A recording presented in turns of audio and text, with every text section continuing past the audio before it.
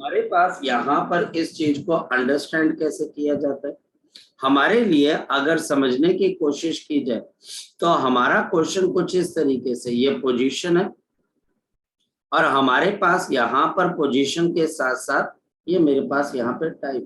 So we have the position time graph. ये मेरे पास x आ गया और ये मेरे पास यहाँ पर t आ जाएगा और ये मेरे पास कुछ इस तरीके से आपके पास एक ग्राफ ऐसे आपके पास।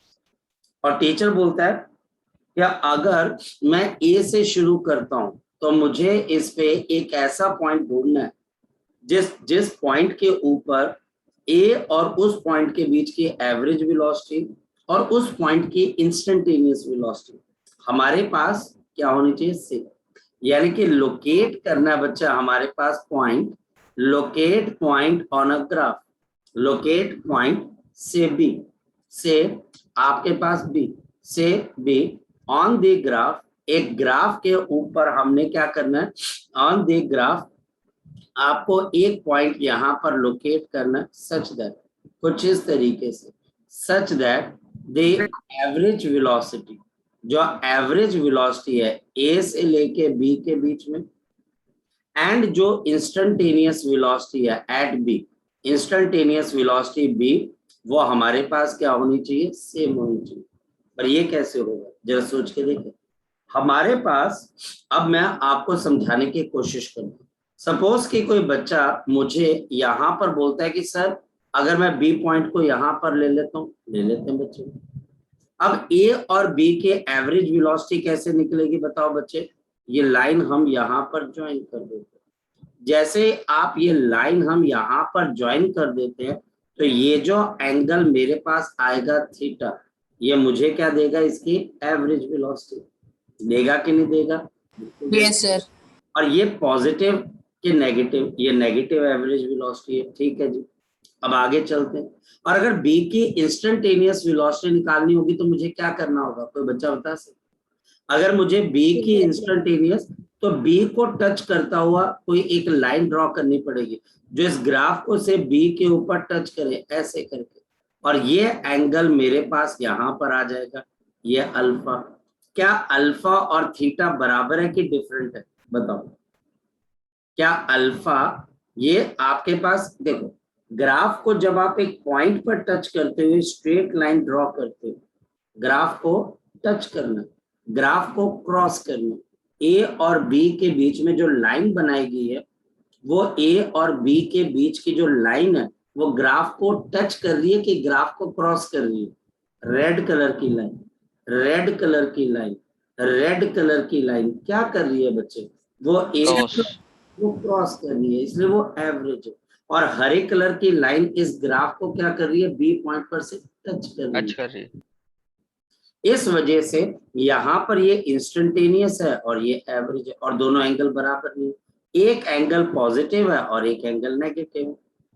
इसका मतलब बच्चे यहाँ पर तो ये बात नहीं बन पाएगी, तो इसका मतलब ये पॉइंट बी तो यहाँ पर हो नहीं सकता। अब दिमाग लगाते हैं, मान लिया जाए कि मेरे पास, अब ये पॉसिबल नहीं हो सकता है बच्चे कि मैं बी पॉइंट को यहाँ कहीं पर ले लूं। अब बताओ क्या आ जाएगा, थोड़ा सा और आगे की तरफ को ले लेते हैं बच्चे। सपोज कि मैं बी पॉइंट को यहाँ कहीं पर ले लेता हूँ, बी पॉइंट। अब बताओ बच्चे, अगर मुझे ए और बी के बीच की एवरेज वेलोसिटी निकालनी है तो मुझे क्या करना पड़ेगा, ए और बी पॉइंट्स को आपस में क्या करना पड़ेगा बच्चे, ये बच्चे आपके पास यहाँ पर मैच करवाना पड़ेगा। ये देखिए ये आपके पास आ गया और यहाँ पर ये हमारे पास एंगल बना रहा है। Let the angle be equal to anything, let this be equal to angle five. ये लाइन बच्चे ब्लैक कलर की लाइन ए और बी को टच कर रही है। यहाँ पर एवरेज वेलोसिटी क्या आ जाएगी, टेंजेंट ऑफ फाइव के बराबर आ जाएगी। और अगर कोई बच्चा मुझे बोले कि बी की इंस्टेंटेनियस वेलोसिटी निकालनी है तो वो कैसे निकलेगी, बी की इंस्टेंटेनियस वेलोसिटी आपको एक ऐसी लाइन ड्रॉ करनी है जो कि बी पॉइंट को टच करते हुए, ग्राफ को टच करते हुए यहाँ की तरफ को जाए, ऐसे। ये देखिए ऐसे। क्या अब जो लाइन मैं ड्रॉ कर रहा हूं और जो लाइन पहले ड्रॉ हुई है, क्या इन दोनों का टाइम एक्सेस के साथ सेम एंगल बन रहा है कि डिफरेंट एंगल बन रहा है, सेम एंगल, सेम एंगल। यानी कि ये वो पॉइंट अगर यहाँ पर लिया जाए तो ए और बी की एवरेज वेलोसिटी और बी की इंस्टेंटेनियस वेलोसिटी आपके पास है सेम। सो यहाँ पर बच्चे अगर मेरे पास ये बी पॉइंट यहाँ पर लोकेट हो जाता है तो आपकी जो एवरेज वेलोसिटी है और जो आपके पास यहाँ पर इंस्टेंटेनियस वेलोसिटी है, दोनों के दोनों क्या हो जाएंगे, सेम। ठीक, ये ऐसे करते हैं क्वेश्चन। एवरेज कैसे निकालना है, आपके पास किस तरीके से एवरेज निकालना है, किस तरीके से आपने बाकी चीजों को करना है, ये बहुत इंपॉर्टेंट है। क्रॉस करना, टच करना, दो अलग अलग चीजें। मान लिया जाए कि ये ग्राफ मेरे पास ऐसे और कोई टीचर बोलता है इन दो पॉइंट्स के बीच में इंस्टेंट आपके पास वो निकालनी, एवरेज निकालनी। कैसे निकालोगे, इन दो पॉइंट्स को आपस में जोड़ दोगे और ये जो टाइम एक्सिस के साथ एंगल बनेगा बच्चे, वो मेरे पास क्या बन जाएगी, दैट विल बिकम, वो मेरे पास क्या बन जाएगी, यहाँ पर ये हमारे पास यहाँ पर बन जाएगी एवरेज।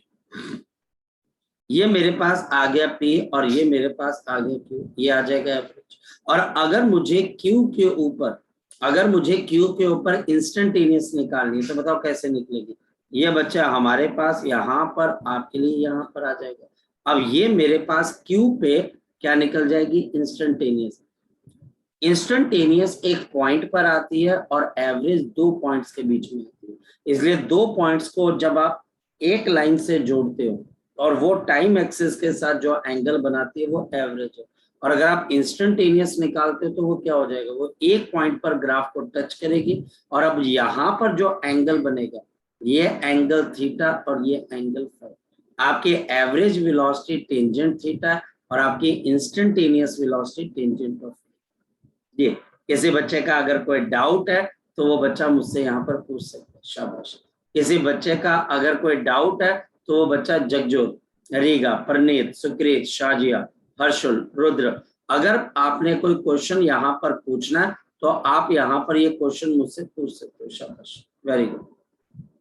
नितिका, अगर कोई क्वेश्चन आपने यहाँ पर पूछना है तो आप ये क्वेश्चन यहाँ पर पूछ सकते हो, शाबाश। अगर कोई भी किसी भी किस्म का क्वेश्चन पूछना है, अदरवाइज हम आगे की तरफ को चलते हैं। जी गौरव, बोलो बच्चे।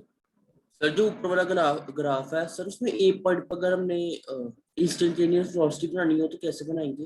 वो भी बच्चे इसको इंस्टेंटेनियस ए के ऊपर अगर आपने ए पे बनानी है तो ऐसे बनेगी। ये देखो, ये बच्चे ए है ना, तो ए पॉइंट वैसे तो बताना बहुत मुश्किल है, लेकिन अगर कोई टीचर बोले तो आप ऐसे करके ये ऐसे बना दो। ठीक है बेटा, ये ऐसे बना दो, समझ गए।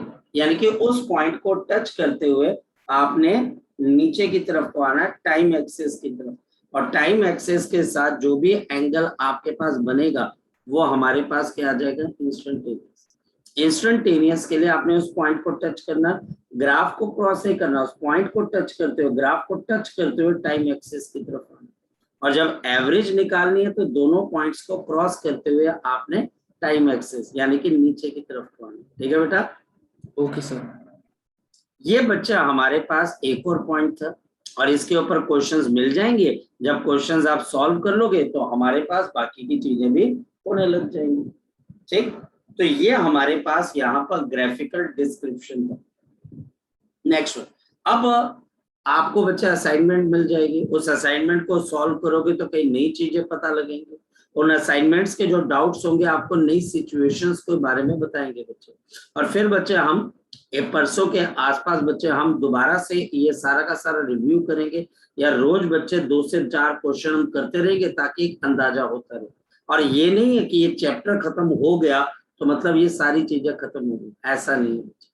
आज बच्चे हम यहाँ पर, और रिलेटिव वेलोसिटी, जो आपका डाउट है वो रिलेटिव वेलोसिटी का, उसको बच्चे मैं अभी नहीं करवाता हूँ, उसको बाद में कराता हूँ। रीजन है आपको कंप्लीट पिक्चर नहीं मिल पाएगी, नहीं तो आप फॉर्मूले रटने लग जाओगे। चलिए जरा लास्ट पॉइंट बच्चे हम यहाँ पर समझने की कोशिश करते हैं बच्चे, और ये हमारे पास अब इम्पोर्टेंट कॉन्सेप्ट है, ये लास्ट और सबसे इम्पोर्टेंट कॉन्सेप्ट है, फोकस करें।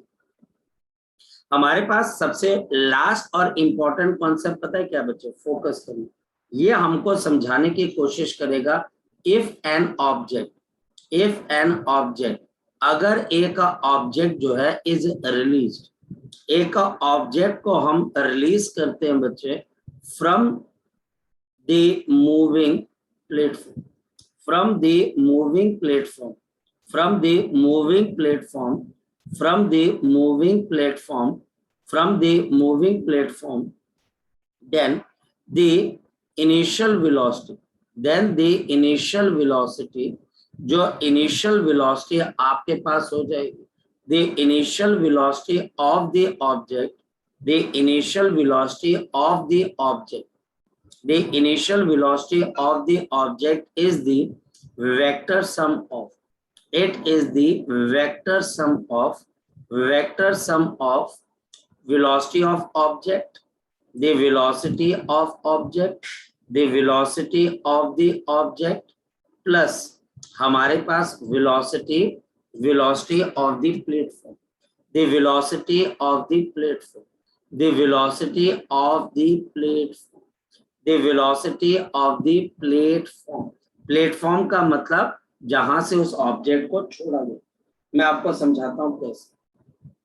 सपोज कि मेरे पास यहां पर इस तरीके से आपके लिए एक प्लेटफॉर्म है, इस प्लेटफॉर्म के पास मेरे पास कोई एक वेलोसिटी है, यहां पर इसकी वेलोसिटी मान लिया जाए velocity v metre per second, समझने की कोशिश करिए, और यहां से किसी ऑब्जेक्ट को हमने फेंका with the velocity of u metre per second, तो क्या हो जाएगा, ये ऑब्जेक्ट जब आगे की तरफ को निकलेगी, इस ऑब्जेक्ट को इस प्लेटफॉर्म को लीव करेगी, तो जो इसकी इफेक्टिव वेलोसिटी हो जाएगी। अब बताओ इन दोनों वेलोसिटीज के बीच के अंदर का एंगल कितना बच्चा हमारे पास, ऐसे u और v के बीच का एंगल कितने के बराबर है, शाबाश बताओ, ऐसे 0 0, तो आपके पास इफेक्टिव वेलोसिटी क्या आ जाएगी, u plus v metre per second.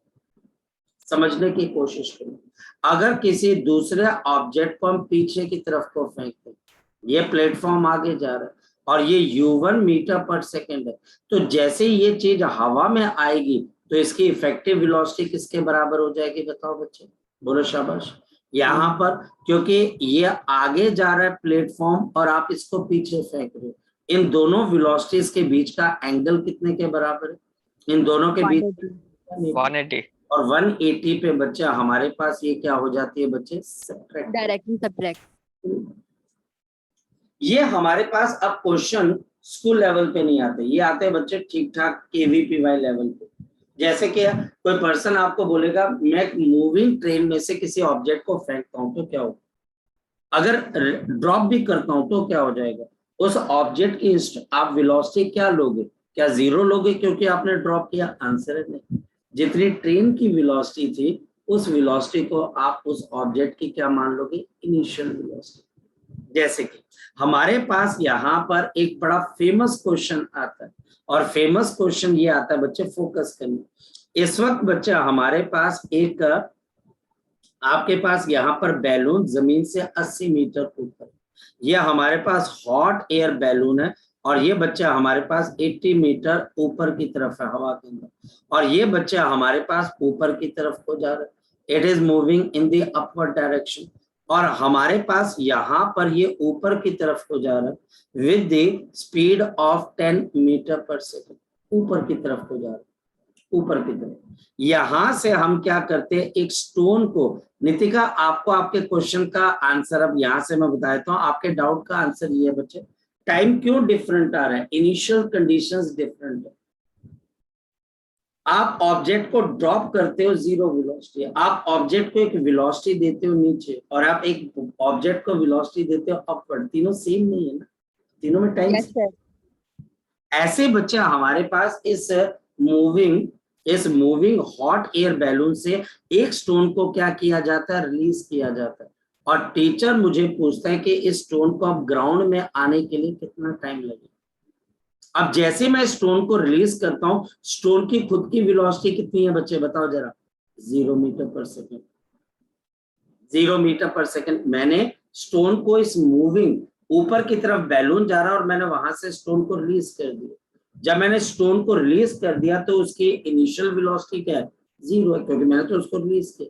लेकिन एक बात बताओ बच्चे, जब ये स्टोन आपके पास नीचे गिरना स्टार्ट करेगा तो क्या मैं सही में इसकी वेलोसिटी 0 मीटर पर सेकंड लूंगा, आंसर है नहीं, क्योंकि ये एक मूविंग प्लेटफॉर्म है, ये जो हॉट एयर बैलून है ये हमारे पास क्या है, एक मूविंग प्लेटफॉर्म है। ये मेरे पास एक मूविंग प्लेटफॉर्म है और ये ऊपर की तरफ को जा रहा है। तो आप स्टोन की इनिशियल वेलोसिटी क्या लेके चलोगे, शाबाश बताओ। आप इसकी initial 10 metre per second. Exactly 10 metre per second. और ये पॉजिटिव लोगे कि नेगेटिव लोगे, पॉजिटिव। यहां पर बच्चा फंसता है। देखो, एक बच्चा इसको 0 लेके सॉल्व कर देगा कि स्टोन को रिलीज किया गया, दूसरा बच्चा बोलेगा अच्छा चलो 10 मीटर पर सेकेंड आ गया, पर स्टोन तो नीचे आ रहा है, तो वो -10 ले लेता है। जबकि बच्चे, मैंने क्या बोला, क्या शेयर होती है, स्पीड शेयर होती है कि वेलोसिटी, वेलोसिटी। और वेलोसिटी का मतलब क्या होता है, magnitude as well as direction. यानी कि जो बैलून की वेलोसिटी है, जब ये आपके पास बैलून से अलग हुआ, उस वक्त बैलून की जो वेलोसिटी थी, अगर ये बैलून नीचे गिर रहा होता तो क्या होता, तब आप इंस्टेंटेनियस वेलोसिटी क्या लेते बच्चे, आप -10 लेते, क्योंकि इस वक्त बैलून नीचे आ रहा है। आपने मूविंग प्लेटफॉर्म की वेलोसिटी को शेयर करना। ये बात बच्चे, एक बात बताओ कि कोई भी पर्सन जब किसी मूविंग ट्रेन से नीचे उतरता है, तो वो मूविंग ट्रेन से नीचे उतरते रेस्ट पे आता है कि थोड़ी देर तक जो है बच्चे ट्रेन के साथ भागता है, सर मोशन में रहता है थोड़ी देर। वो वेलोसिटी शेयर होती है। और वो ट्रेन के साथ साथ भागता है कि ट्रेन से उल्टा भागता है कि परपेंडिकुलर भागता है, साथ साथ, क्योंकि वेलोसिटी शेयर होती है, वेलोसिटी यानी कि मैग्नीट्यूड भी और बच्चा आपके पास डायरेक्शन भी, दोनों, वो डायरेक्शन भी वही लेता है। तो इसका मतलब यहाँ पर आप स्टोन की इनिशियल वेलोसिटी को क्या लोगे, +10 मीटर पर सेकेंड। और +10 क्यों लोगे, क्योंकि बैलून ऊपर जा रहा था और ये स्टोन को रिलीज किया गया था। अगर इस स्टोन के पास कोई इनिशियल अपनी वेलोसिटी में देता, तो फिर हम देखते कि वो आपके पास इसके साथ ऐड होनी है या सब्ट्रैक्ट होनी है, वो बात की बात है बच्चे हमारे पास। और यहाँ पर एक्सेलरेशन गौरव कितने के बराबर है, शाबाश गौरव बता, -10 मीटर पर सेकेंड स्क्वायर, क्योंकि ग्रेविटी कहाँ की तरफ को लग रही है आपके पास, नीचे की तरफ। और हाइट हमारे पास कितने के बराबर है, -80 मीटर, क्योंकि नीचे आना। और निकालना बच्चे मुझे क्या है, इसके अंदर से इसका टाइम निकालना। स्टार्ट करें। तो मेरे पास यहाँ पर क्या आ जाएगा, h is equal to ut plus half 80 का स्क्वायर। और हमारे पास यहाँ पर कितना आ जाएगा, -80 is equal to 10 into T plus of half into -10 into T का स्क्वायर। यहाँ पर -80 is equal to 10t -5t का स्क्वायर। 5 से डिवाइड कर देंगे तो कितना आ जाएगा बच्चा हमारे पास, this will be -16 is equal to 2t minus of T square, या फिर T square minus of 2t। और आपके पास यहाँ पर कितना आ जाएगा, -16 इज इक्वल टू 0। तो ये मूविंग प्लेटफॉर्म के क्वेश्चंस है बच्चे। ये क्वेश्चन स्पेसिफिक होते हैं, जर्नल नहीं होते। ये भी क्वेश्चन कोई कोई बच्चा ही सॉल्व कर पाता है। तो t is equal to minus of b, यानी कि 2 plus minus under root of b square. अब टाइम कम तो लगेगा नहीं, ज्यादा ही लगेगा नीचे आते हुए, क्योंकि बच्चे बैलून से ऑब्जेक्ट ने नीचे आना है, तो माइनस को बाद में हम एक्सक्लूड कर देंगे। और b स्क्वायर यानी कि 4 माइनस ऑफ 4ac, तो यहाँ पर माइनस ऑफ 4ac का प्लस ऑफ कितना आ जाएगा, 64, ये 16 इंटू 4 अपॉन मेरे पास कितना आ जाएगा, 2। तो t will be equal to 2 plus of under root of 68 upon मेरे पास क्या आ जाएगा। इसको हम आगे सॉल्व करेंगे तो हमारा टाइम पीरियड आ जाएगा। लेकिन पॉइंट बच्चे बहुत क्लियर होना चाहिए कि अगर, और बेटा क्वेश्चन आते हैं बेटा, इसमें ये मत सोचना कि क्वेश्चन कभी नहीं पूछे जाएंगे। क्वेश्चन आपको देखना पड़ेगा। अगर आप मूविंग प्लेटफॉर्म से अलग होते हो, तो जब आप अलग हो रहे थे, जो प्लेटफॉर्म की वेलोसिटी थी, वो वेलोसिटी आपकी वेलोसिटी के साथ जाकर क्या होगी, ऐड होगी। यहाँ पर आपने स्टोन को क्या किया, रिलीज किया। जब स्टोन को आपने रिलीज किया तो उसकी खुद की वेलोसिटी क्या है, 0। इस वजह से उसकी जो इनिशियल वेलोसिटी मानेंगे हम, वो 0 प्लस बैलून की ऊपर जाने की वेलोसिटी जो कि 10 मीटर पर सेकेंड, ठीक। और वेलोसिटी शेयर होती है, यानी कि मैग्नीट्यूड और डायरेक्शन दोनों को देखिए। जी हर्षल। सर जो अभी आपने बताया कि जब एक पर्सन ट्रेन से आउट होता है तो वो थोड़ी देर मोशन में रहता है सर, तो हम उसमें वेलोसिटी कैसे लेंगे? वेलोसिटी कैसे लेंगे? जो ट्रेन की वेलोसिटी है उसको, जो ट्रेन की वेलोसिटी, क्योंकि जब वो बाहर की तरफ को आता है तो आप देखिए वो बड़े आराम से उतरता है, वो अपने आप को कोई स्पीड नहीं देता है, वो अपने आप उतरते ही अपने आप उसके अंदर स्पीड आ जाती है, क्योंकि वो आराम से उतरता है, अपने आप को 0 स्पीड देता है। और जैसे ही ट्रेन की जिस वक्त उतनी स्पीड होती है, अगर ट्रेन फास्ट होती है तो उसकी स्पीड भी फास्ट होती है, और फिर फ्रिक्शन की वजह से उसके गिरने का डर भी रहता है। और बच्चे वो उसको इतना पता है, उसको फिजिक्स आती है, वो अपना चेहरा कहाँ की तरफ को रख के उतरता है, जहां ट्रेन चल रही है वहां की तरफ को चेहरा रखता है, या जहां ट्रेन चल रही है उसे उल्टी तरफ चेहरा रख के ट्रेन से उतरता है, कहाँ की तरफ को रख के उतरता है? बोलो सर शाबाश। जहाँ को ट्रेन चल रही है। उसको पता है कि जब मैं उतरूंगा तो मेरी जो स्पीड होगी, मेरी जो वेलोसिटी होगी, उसके अंदर ट्रेन की वेलोसिटी क्या होगी? ऐड हो जाएगी। और कभी भी बच्चे आप देखना कि वो बड़े आराम से उतरता है, वो अपने आप को क्या स्पीड देता है? 0। और जैसे ही बच्चे वो अलग हुआ, उसने हाथ छोड़ा, तो उस वक्त जो ट्रेन की स्पीड थी, जब उसने हाथ छोड़ा था, जब छोड़ा, जैसे उसने हाथ छोड़ा, जो ट्रेन की उस वक्त वेलोसिटी थी वो आपकी वेलोसिटी हो जाएगी। ट्रेन अगर ईस्ट की तरफ को जा रही थी तो मैं भी ईस्ट की तरफ चलने लग जाऊंगा। ट्रेन की स्पीड अगर 20 थी, मेरी भी 20 ईस्ट की तरफ हो जाएगी। अगर ट्रेन साउथ की तरफ जा रही थी, मैंने छोड़ा, तो मेरी स्पीड ट्रेन की स्पीड के बराबर, और मैं साउथ की तरफ को भागना शुरू कर दूंगा जहां ट्रेन चल रही थी, क्योंकि हम क्या शेयर करते हैं हर्षुल? वेलोसिटी शेयर कर जाते हैं। ये कॉन्सेप्ट है। जब भी आप किसी मूविंग प्लेटफॉर्म को छोड़ते हो तो आप जिस स्पीड के ऊपर, जिस वेलोसिटी पे प्लेटफॉर्म को छोड़ रहे हो, वो उसकी वेलोसिटी और आपकी वेलोसिटी आपस में क्या होती है बच्चे? ऐड होती है, वेक्टर एडिशन होती है। यहाँ पर बैलून की अपनी खुद की वेलोसिटी क्या थी? 0।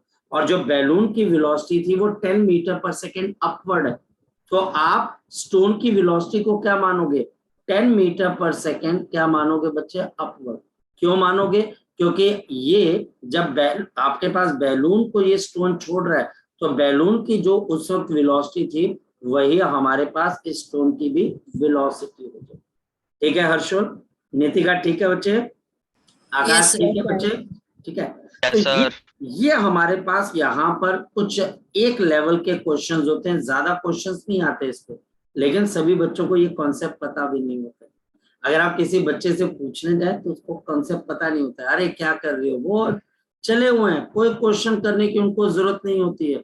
सिर्फ मैक्सिमम टीचर बच्चों को सिर्फ जो है ना क्वेश्चंस नहीं करवाते हैं, वो बोलते हैं आप थ्योरी पढ़ लो, आप डेरिवेशंस कर लो, डेफिनेशंस कर लो। अरे भाई, डेरिवेशन और डेफिनेशन तो कोई भी पढ़ लेगा, लेकिन ये क्वेश्चंस अगर आपसे नहीं होंगे तो कैसे करोगे? आप कोई किताब ओपन अप करोगे तो?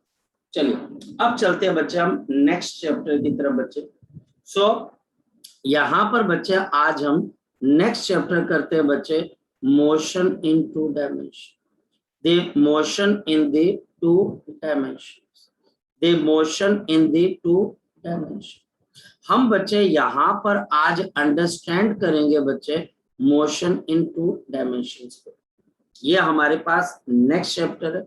इसको मोशन इन अ प्लेन भी बोलते हैं, इसको हम मोशन इन अ प्लेन भी बोलते हैं। होता क्या बच्चे हमारे पास? फोकस करना, इंट्रोडक्शन। व्हेन एन ऑब्जेक्ट, जब बच्चे हमारे पास एक object moves in a manner, एक इस तरीके से बच्चा आपके पास चलती है, सच दैट, कुछ इस तरीके से, सच दैट, कुछ इस तरीके से, both the X and Y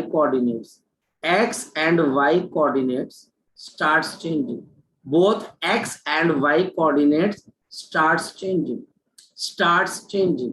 तो अब ध्यान से समझना, प्रीवियस चैप्टर के अंदर क्या था बच्चे हमारे पास प्रीवियस चैप्टर के अंदर क्या था बताओ बच्चे? हमारे पास प्रीवियस चैप्टर में ओनली x, और बच्चे हमारे पास y was changing। हमारे पास या तो x चेंज हो रहा था या y चेंज हो रहा था, एंड देयरफॉर मोशन बच्चा हमारे पास किस में थी? स्ट्रेट लाइन में थी। मोशन बच्चा हमारे पास किसके अंदर थी बच्चे? स्ट्रेट लाइन के अंदर थी, मोशन स्ट्रेट लाइन के अंदर थी, ये प्रीवियस आपके पास चैप्टर थी। एंड देयरफॉर, अब आगे चलते हैं, therefore the motion of the body, the motion of the body, the motion of the body, the motion of the body is seen across a plane or an area, across the plane or an area। या तो आपको इस body की motion आपको एक area पे होती हुई नजर आएगी, या फिर बच्चे किसी प्लेन यानी कि किसी आपके पास एक हॉरिजॉन्टल या वर्टिकल सरफेस में होती हुई नजर आएगी। और इस वजह से हम इसको क्या बोलते हैं, this is called motion in two dimension.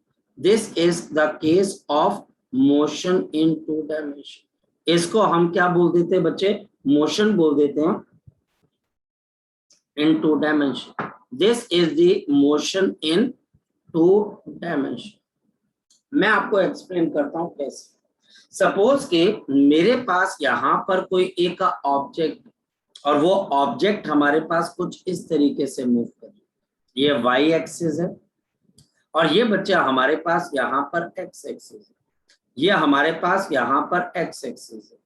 अगर बॉडी वन डायमेंशन के अंदर मूव करती है तो या तो बच्चे वो एक्स के ऊपर अपनी पोजीशन को चेंज करती है, हाँ या ना, या तो बच्चे वो एक्स के ऊपर अपनी पोजीशन को चेंज करती है, या फिर किसके ऊपर अपनी पोजीशन को चेंज करती है, शाबाश बोलो बच्चे, वाई के ऊपर, वाई के ऊपर अपनी पोजीशन को चेंज करती है।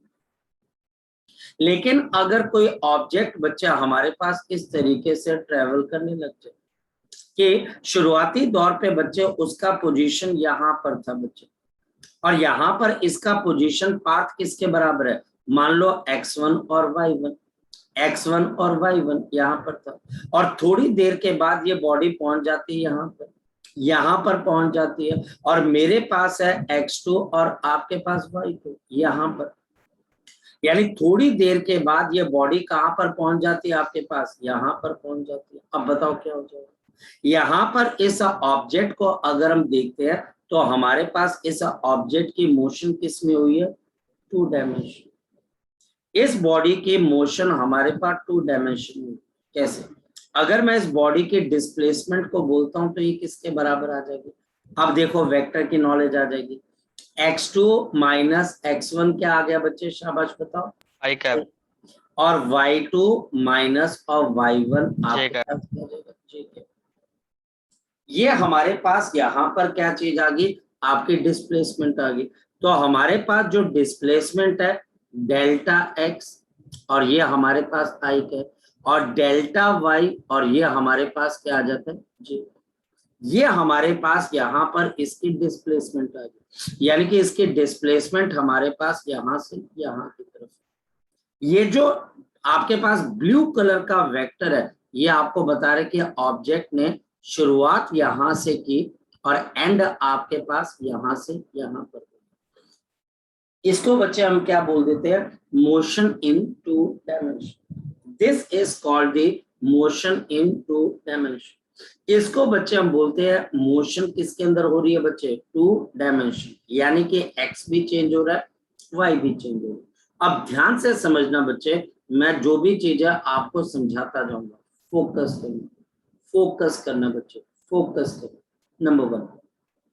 नंबर वन बच्चा हमारे पास यहाँ पर क्या आ जाती है बच्चे, the principle of independent motion, the principle of the independent motion, the principle of the independent motion along independent axis, independent motion, the principle of the independent motion along आपके पास क्या आ जाएगा, independent axis, along the independent axis, along the independent axis। इसका मतलब क्या है बच्चे, इसका मतलब बच्चा हमारे पास साफ ये निकल कर आता है बच्चे, फोकस करना, फोकस करना बच्चे। इसका मतलब क्या है, इसका बेसिक पॉइंट है बच्चे, the motion along the motion parameters. जो मोशन के पैरामीटर्स होते हैं, हमारे पास मोशन के पैरामीटर्स तीन ही होते हैं बच्चे, डी बोले तो डिस्प्लेसमेंट, वी बोले तो वेलोसिटी और ए बोले तो बच्चे हमारे पास एक्सेलरेशन। डी मतलब डिस्प्लेसमेंट कि वो कितना डिस्प्लेस हुआ, वी मतलब वेलोसिटी वो कितनी वेलोसिटी से चला, और ए का मतलब acceleration. Motion parameters of the x axis does not affect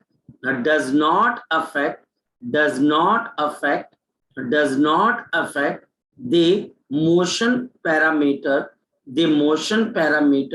of y axis, the motion parameter of y axis, the motion parameter of y axis, motion parameter of the y axis। इसका मतलब क्या, y axis, इसका मतलब बच्चे अगर मेरे पास मान लिया जाए कि मोशन हो रहा है और मेरे पास यहाँ पर कुछ इस तरीके से मोशन हो रहा है बच्चे कि मेरे पास किसी ऑब्जेक्ट की एक वेलोसिटी है और ये वेलोसिटी के दो कंपोनेंट्स हैं। मेरे पास कोई एक ऑब्जेक्ट है और इसके पास वेलोसिटी के दो कंपोनेंट है, एक एक्स का है बच्चे हमारे पास और दूसरा बच्चे हमारे पास वाई का।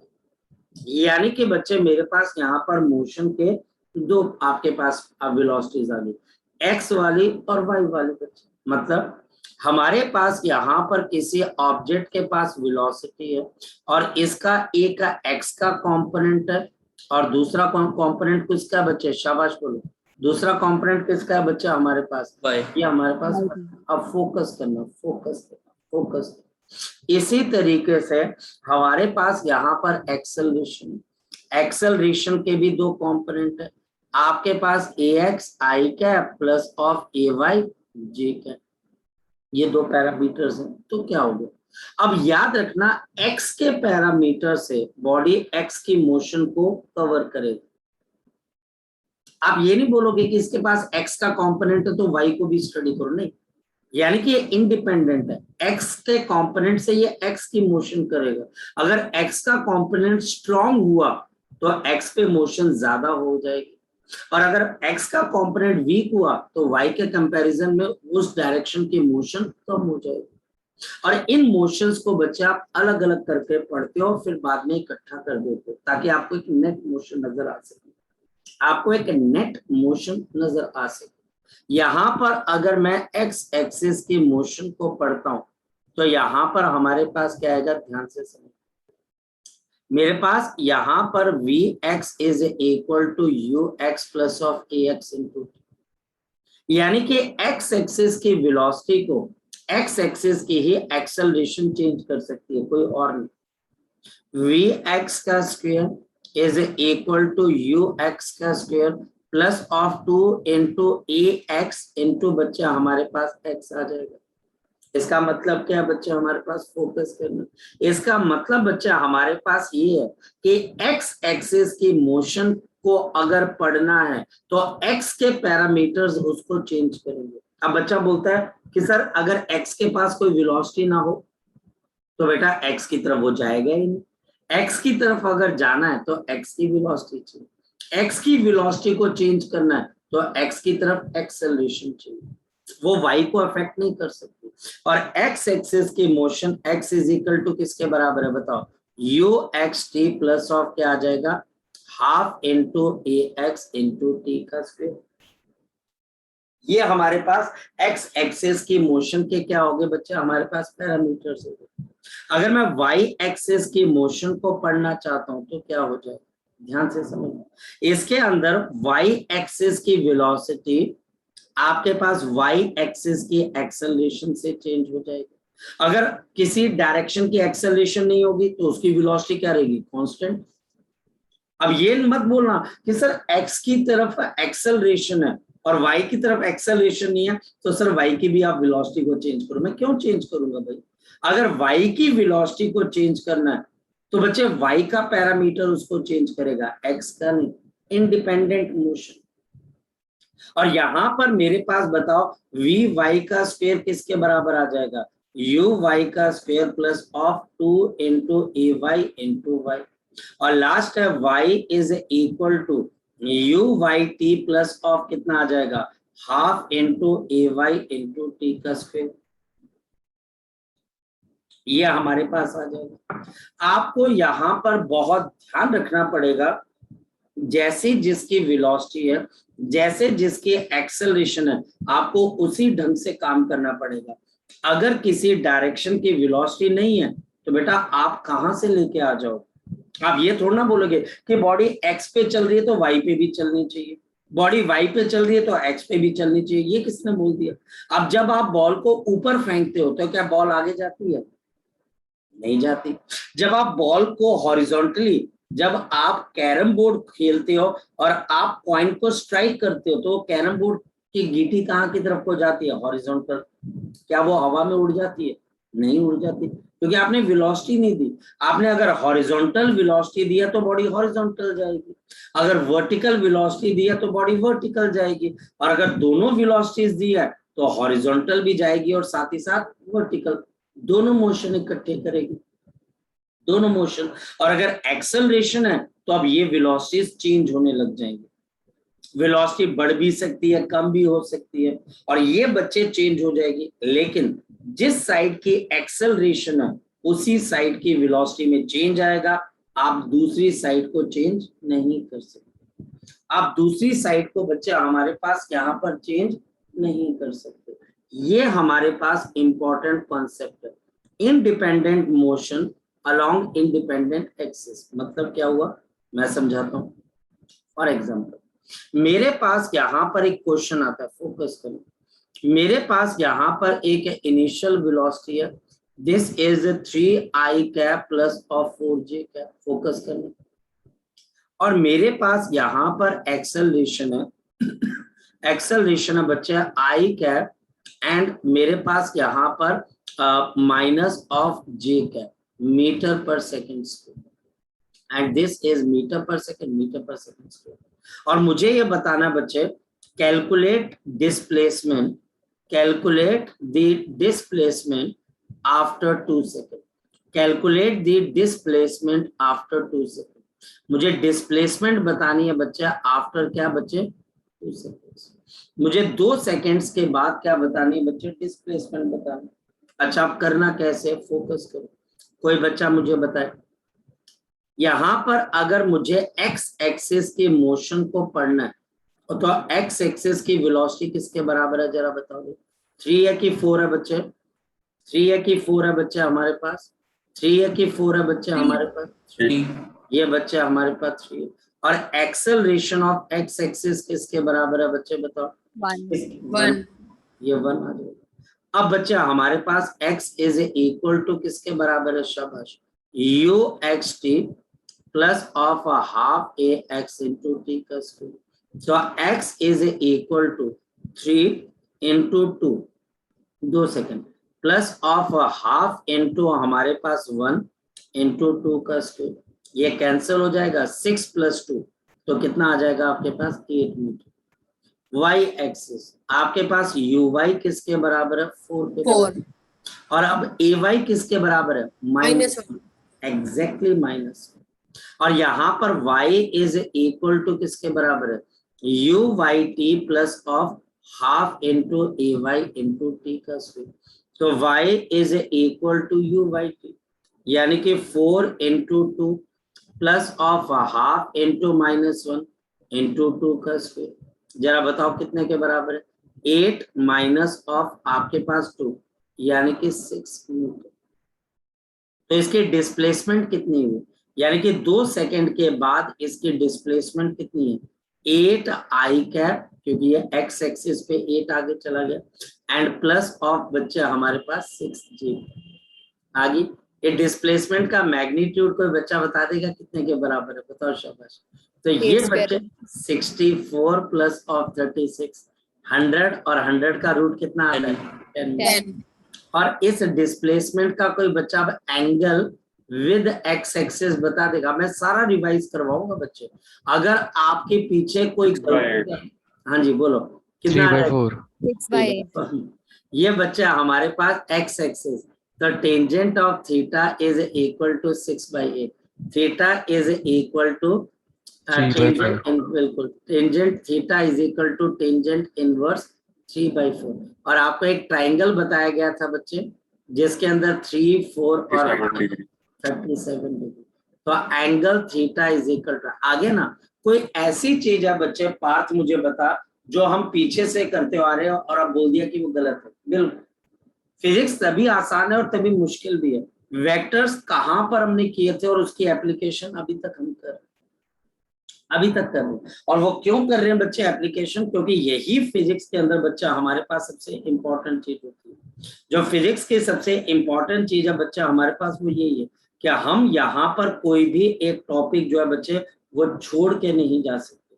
अगर कोई बच्चा ये बोलता है कि हम कोई टॉपिक छोड़कर आगे चले जाएंगे, impossible, impossible.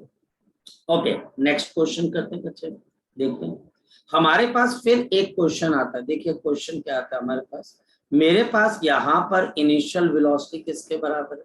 This is equal to 3i cap and plus of मेरे पास है 2j कैप। फोकस करो, ये 2j कैप है हमारे पास। और यहाँ पर मेरे पास जो acceleration, this is equal to, मेरे पास यहाँ पर आ जाएगी 2i cap metre per second and metre per second. calculate the displacement, calculate the displacement after t is equal to 2 seconds. After t is equal to कितना बच्चे? 2 seconds. After t is equal to 2 seconds मुझे क्या बतानी है बच्चे? Displacement बतानी। चलिए शाबाश। सॉल्यूशन, अगर मैं यहां पर इसको सॉल्व करने जाऊं तो आपके पास ux किसके बराबर है? 3, आपके पास ax किसके बराबर है? 2, और टाइम बच्चा हमारे पास है 2 सेकंड। तो x is equal to uxt plus of half into ax into t का स्क्वायर uxt। तो यानी कि बच्चा हमारे पास यहाँ पर 3 into 2 plus of half into 2 into आपके पास 2 का स्क्वायर, ये कैंसिल हो जाएगा। 4 प्लस 6 कितना आ जाएगा हमारे पास? 10 मीटर। ये बच्चे हमारे पास यहाँ पर क्या आ जाएगा? 10 मीटर। ओके, नेक्स्ट वन बच्चा हमारे पास यहाँ पर uy किसके बराबर है? 2 के बराबर है। ay अब बताओ कितने के बराबर है? 0। अब आप इसमें घबरा मत जाना कि अरे इसकी एक्सेलरेशन 0 होने दो।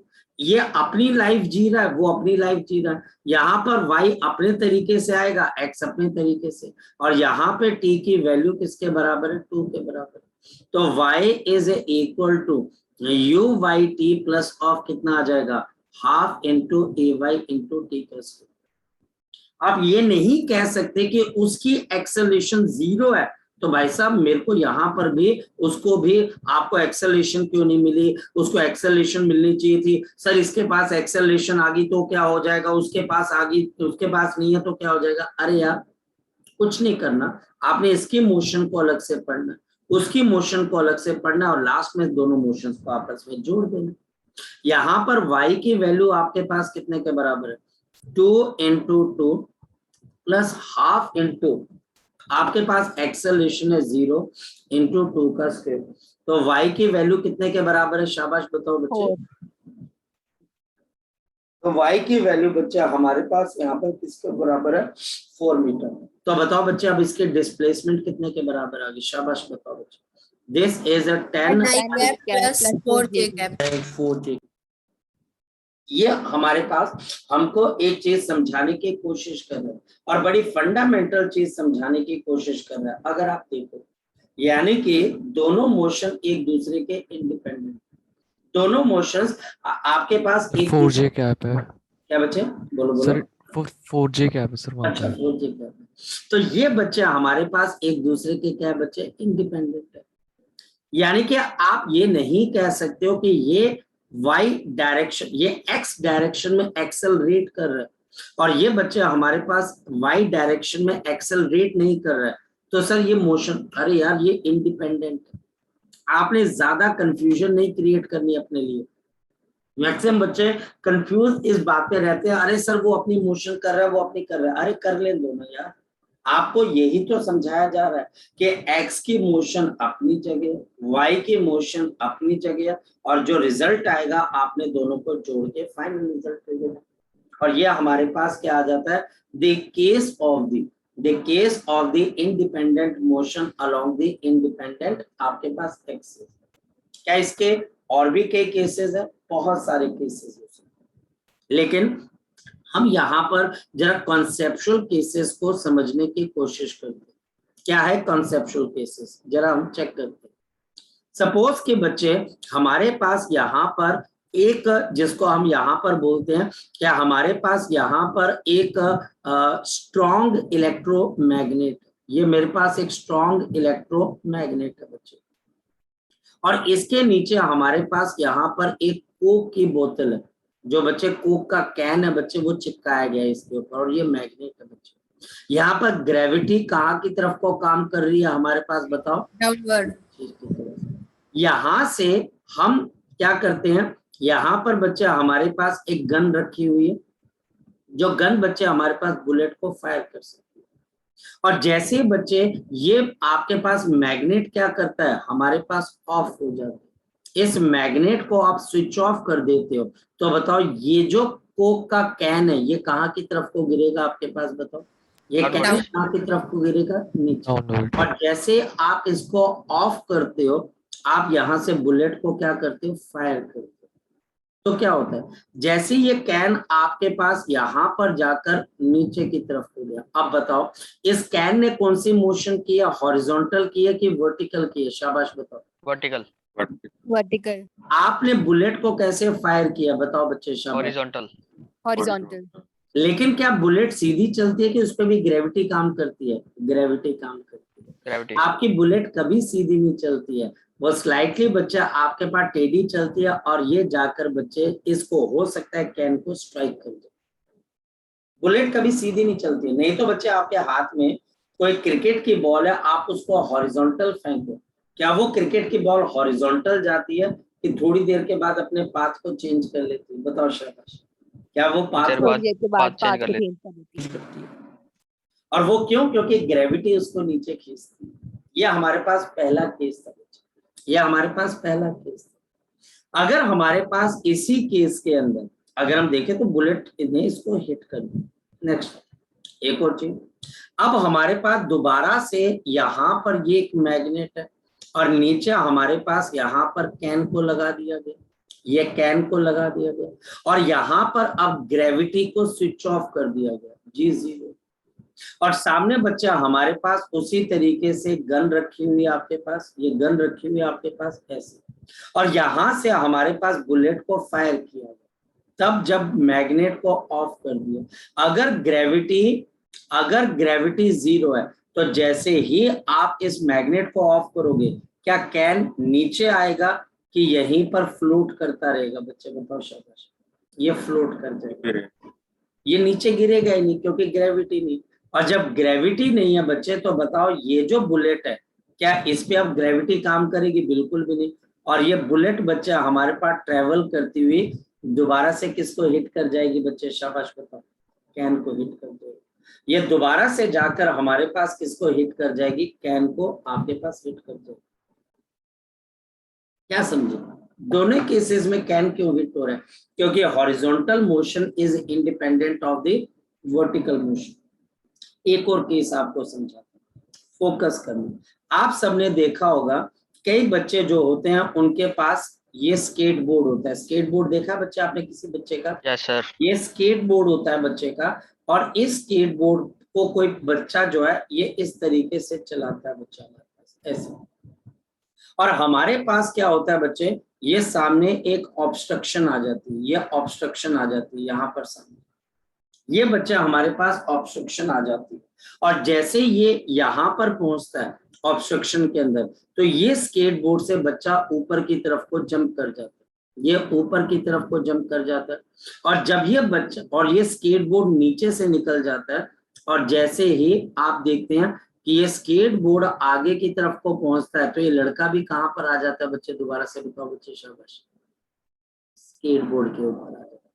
कभी देखा है आपने ये वाली चीज कि ये लड़का हवा में जंप लगाता है बच्चे हमारे पास, और ये स्केटबोर्ड इसके नीचे से निकल जाता है, और जब लड़का दोबारा से कूदता है तो वो दोबारा किसके ऊपर आ जाता है बच्चे हमारे पास, स्केटबोर्ड के ऊपर।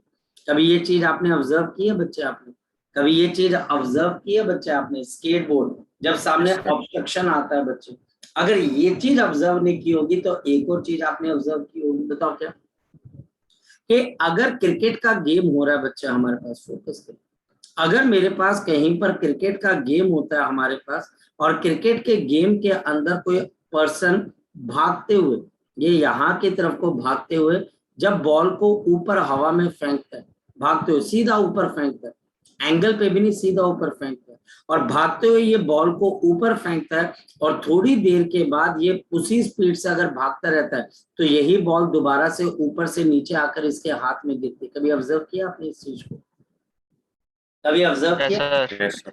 और ये बच्चे आपने ऑब्जर्व किया होगा और खुद भी कर सकते हो कि आप एक बॉल लीजिए और भागते रहो और बॉल को ऊपर फेंको और आप भागते रहो, देखना वो बॉल आप ही के हाथ में आएगी, वो बॉल बच्चे आप ही के हाथ में आएगी, लेकिन हाँ आपने ना तो स्पीड अप होना है ना स्लो डाउन होना है, तो बॉल आपके हाथ में क्यों आ जाता है? इसका रीजन क्या, इसका रीजन क्या है बच्चा, हमारे पास मोशन अलोंग इंडिपेंडेंट एक्सेस जो होती है वो इंडिपेंडेंट रहती है। ये आदमी कैसे भाग रहा है बच्चे बताओ, शाबाश, या आदमी कैसे भाग रहा है बच्चे, horizontally, और ये जो बॉल इसने फेंकी ये कैसे है बच्चे हमारे पास, वर्टिकली। लेकिन फिर भी ये बॉल इसके हाथ में क्यों आती है बच्चे, इसका रीजन है, मैं समझाता हूँ बच्चे। अभी थोड़ी देर पहले बच्चे मैंने आपको एक पॉइंट बताया था, अगर कोई ऑब्जेक्ट मूविंग प्लेटफॉर्म से अलग होती है तो फिर क्या होगा बच्चे, अगर कोई ऑब्जेक्ट है वो किसी मूविंग प्लेटफॉर्म से अलग होती है तो फिर क्या होगा, ये आदमी बच्चा हमारे पास यहाँ पर किससे भाग रहा है, यू मीटर पर सेकंड से, ये यू मीटर पर सेकंड से आगे की तरफ को भाग रहा है, और ये बॉल को वेलोसिटी देता है कितने की बच्चे, वी मीटर पर सेकंड की। तो बताओ जो बॉल इसके हाथ से अलग होगी उसकी वेलोसिटी आप क्या मान के चलोगे, क्या वी मान के, वी मान के u प्लस ऑफ v, और u प्लस ऑफ v की वजह से उन दोनों का रिजल्टेंट क्या हो जाएगा बताओ, इस बॉल की वेलोसिटी का रिजल्टेंट क्या हो जाएगा, s। अब ये रिजल्टेंट s है, अब ये बॉल आगे की तरफ चल रही है u मीटर पर सेकंड से, और बच्चे ऊपर किससे जा रही है, v मीटर पर सेकंड से। थोड़ी देर के बाद आदमी यहाँ पर पहुंचा, इसने u मीटर पर सेकंड से कितना डिस्टेंस ट्रेवल किया जरा बताओ बच्चे मेरे पास, u मल्टीप्लाइड बाई टी। तो बॉल ने भी सेम टाइम पर कितना डिस्टेंस कवर किया होगा बच्चे, बॉल ने भी कितना डिस्टेंस कवर किया होगा बच्चे, u इंटू टी। इस वजह से ये जो बॉल है इस आदमी के सर पे रहती है, इसके ऊपर ही रहती है, क्योंकि आप जैसे ही इस बॉल को अपने आप से अलग करते हो बॉल आपकी वेलोसिटी को अक्वायर कर लेती है, बॉल आपकी वेलोसिटी को अक्वायर कर लेती है, और आप जितने टाइम के अंदर जितना हॉरिजॉन्टल डिस्टेंस कवर करोगे उतने टाइम के अंदर ये बॉल भी उतना ही हॉरिजॉन्टल डिस्टेंस कवर करेगी। इसकी वजह से बॉल हमेशा आपके सर के ऊपर थी, आपसे बच्चे कभी अलग ही नहीं हो पाती है, और थोड़ी देर के बाद ग्रेविटी की वजह से आपके हाथ में आ जाती। मेरी बात को समझे, यानी हॉरिजॉन्टल मोशन इंडिपेंडेंट होती है किसके, वर्टिकल मोशन, और इसी वजह से ये जो बॉल है बच्चे, ये बच्चे कभी भी आपसे अलग नहीं होती, ये हमेशा आपके सर के ऊपर रहती है। एक बात बताओ, अगर मान लिया जाए कि मैं आपको बोलूं कि हमारी अर्थ फिक्स है कि रोटेट हो रही है, बच्चे बताओ जब हमारी अर्थ रोटेट, हमारे पास लंदन और इंडिया के अंदर, दिल्ली के अंदर बच्चे टाइम इंटरवल पता है कितने का, 6.5 आवर, 6.5 आवर, ठीक है बच्चे। अब ध्यान से समझना बच्चे, मान लिया जाए कि कोई पर्सन दिल्ली से एक हेलीकॉप्टर को उड़ाता है और वो हेलीकॉप्टर हवा में जाकर मैं फिक्स कर देता हूँ, यानी कि उसको रोक देता हूँ, और 6.5 घंटे के बाद मैं इस हेलीकॉप्टर को नीचे उतारता हूँ, ये हेलीकॉप्टर कहाँ पर उतरेगा बच्चे बताओ, ये हेलीकॉप्टर लंदन में उतरेगा क्योंकि नीचे से अर्थ रोटेट हो रही है, ये इंडिया में ही उतरेगा या ये इंडिया और लंदन के बीच में कहीं उतरेगा? क्या लगता है आपको बच्चे, क्या लगता है बच्चे? क्योंकि नीचे से हमारी अर्थ रोटेट हो रही है, तो बताओ क्या लगता है आपको, ये कहाँ पर बच्चे उतरेगा? शाबाश। अर्थ की वेलोसिटी रिक्वायर कर सकता है ना ये क्या क्या? हेलीकॉप्टर, हाँ अर्थ की वेलोसिटी रिक्वायर कर यस एग्जैक्टली। जैसे ही बच्चा हमारे पास ये अर्थ को लीव करेगा तो अर्थ जिस स्पीड से घूमती है ये उस स्पीड को भी अक्वायर करके ऊपर उठेगा और ये हमेशा दिल्ली के ऊपर रहेगा, जैसे ये बॉल हमेशा इस लड़के के सर के ऊपर थी। क्योंकि लड़का जैसे ही बॉल को अपने आप से अलग करता है तो बॉल क्या करती है, उस लड़के की वेलोसिटी को अक्वायर कर लेती है, क्योंकि लड़का मूविंग प्लेटफॉर्म है। तो जितने टाइम के अंदर लड़का आगे गया तो बॉल इसी के सर पे थी, हाँ v की वजह से ऊपर जा रही है पर u की वजह से आगे भी तो जा रही है, और दोनों मोशन एक दूसरे के क्या है, इंडिपेंडेंट। दोनों मोशंस बच्चा हमारे पास एक दूसरे के क्या है, इंडिपेंडेंट। तो हमारे पास 6.5 घंटे के बाद भी ये दिल्ली में ही उतरेगी। रीजन, अगर मैं इसको अर्थ मान के चलता हूं और ये अर्थ रोटेट हो रही है, कोई हेलीकॉप्टर अगर इससे ऊपर की तरफ को जाता है तो बताओ आपके पास क्या हो जाएगा इस हेलीकॉप्टर के अंदर? इस हेलीकॉप्टर को अगर आप देखते हो तो इसके पास एक अर्थ की भी वेलोसिटी होगी, एक अपवर्ड वेलोसिटी होगी। तो ये जो हेलीकॉप्टर है नेट वेलोसिटी की वजह से ऐसे रहेगा, और ये वाली जो वेलोसिटी है बच्चे इसकी वजह से ये हमेशा दिल्ली के ऊपर ही रहेगा, ये कभी उससे अलग हो ही नहीं पाएगा। अगर कोई बच्चा बोलता है अलग हो रहा है तो इसका मतलब हमारे अर्थ का जो क्लाइमेट है वो ठीक कुछ टाइम के बाद चेंज होते रहना चाहिए, कुछ टाइम के बाद चेंज होता रहना चाहिए। ये कुछ हमारे पास आज के प्रैक्टिकल एग्जांपल थे। आज बच्चे इसको जाकर आपने थोड़ा सा रिवाइज करना है वेक्टर्स को, और फिर कल हम बच्चे इसके ऊपर फर्दर चीजों को समझने की कोशिश करेंगे। चले बच्चे अब अपना ध्यान रखना और बाकी चीजें हम